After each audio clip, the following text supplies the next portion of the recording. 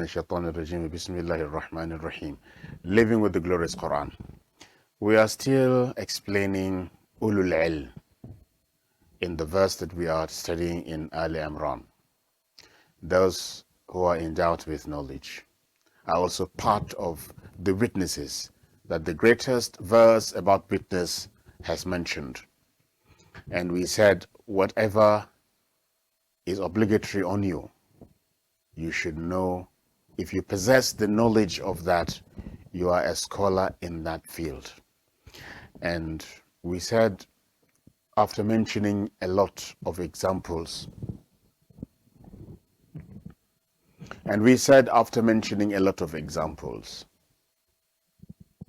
that knowledge is stages, knowledge is ranks. And there is part of knowledge that is above what is mandatory, and that is by Allah's grace. People who have specialized in other fields within the Sharia itself, like the memorization of the glorious Qur'an. Not everybody has memorized the glorious Qur'an, except those unto whom Allah has shown favor. There are those people who have specialized in the memorization of the hadith, for example. Not everybody can do that. There are specialties in other disciplines also within the Sharia, like fiqh, like hadith, and so on. There are other specialties also, like the fiqh, hadith, tafsir also is a discipline. This is by Allah's grace. Allah bestows that knowledge by people who have put in their best to learn as a discipline. This is not like what we have been mentioning before, of things that one should know that are obligatory on one. You should know something about them. Salah, Zakah, Hajj, and Siyam, for example. It's something that is by Allah's grace. Take this surah, for example. You will see another discipline in that surah. Surah Al-Imran. We said from the beginning that the surah is teaching us interreligious dialogue. And the first person to be engaged in interreligious dialogue was the Prophet sallallahu alaihi wasallam himself. When we did mention the Christian deputation of Najran that came to him at the beginning of the surah, where he engaged them, that is also another discipline where some people are experts in that area. The greatest disservice that somebody can do to knowledge is to go into those areas that he is not an expert and give a verdict. Once you do that, then you would create a lot of problems. Interreligious dialogue, call it interfaith if you please, is not trying to amalgamate or an amalgam of religions. No. Somebody who is an expert in interreligious dialogue, interfaith discussion, is not trying to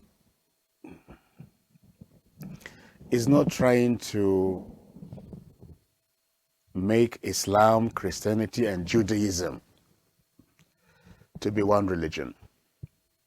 Imam Fuad, for example, in the studio,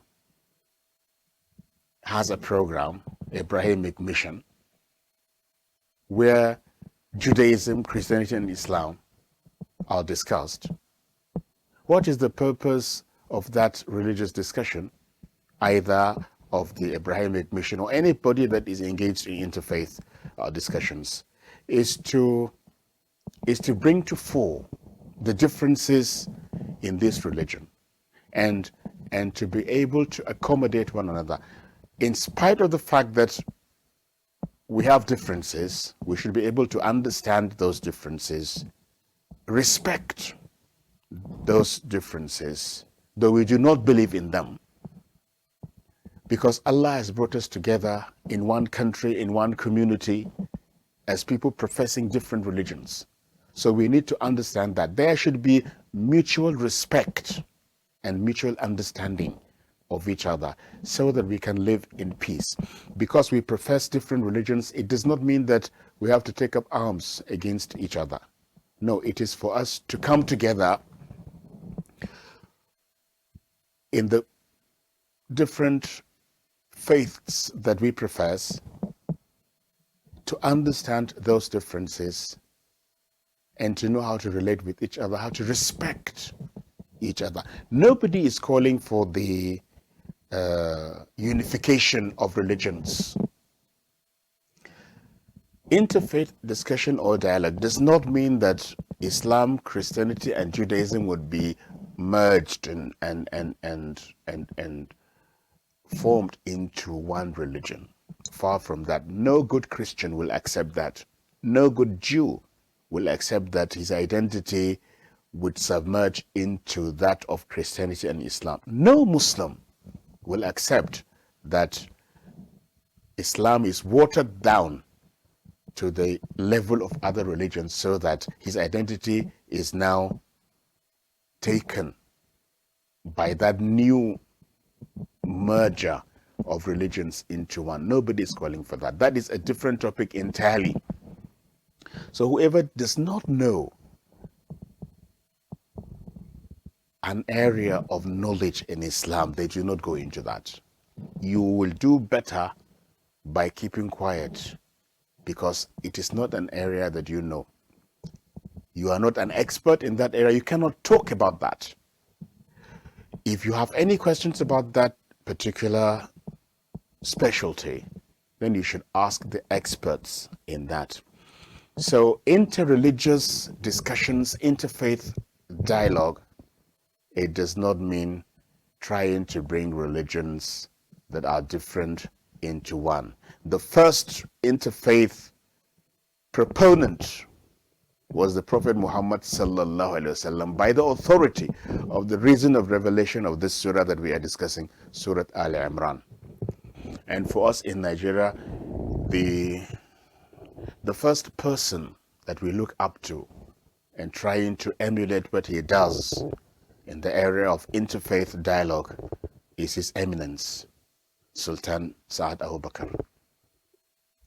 He has given all that is possible from the Muslim community side to bring together those people that are not Muslims, the Christian brothers and sisters, to explain to them, to show leadership. And that is what we are copying. One cannot discuss interfaith dialogue in Nigeria without mentioning His Grace, Archbishop Onaikon, or His Eminence.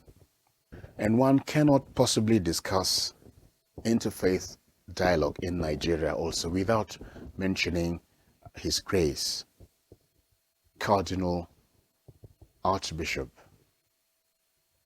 without mentioning His Grace, John Cardinal Onaikon, Archbishop Emeritus in this country. This personage has been very close to His Eminence, the Sultan, on the issue of interreligious dialogue. They have set a lot of movements and a lot of committees that are working on mutual understanding and mutual relations between Muslim and Christians. Nobody is saying because His Eminence and Archbishop Onaikon, for example, are discussing religion, that both of them are now into one religion. No. Far from that. That is not the purpose of interfaith discussion. Interfaith discussion, as I have said, is for mutual understanding and mutual respect between followers of different religion. If Allah had willed, He would have made us one community, professing one religion. But He made us by His will as we are. So we have to find ways of understanding ourselves, working together for the benefit of our followers and for the advancement of the country. Because we form this country. Our leaders are either Muslims or Christians.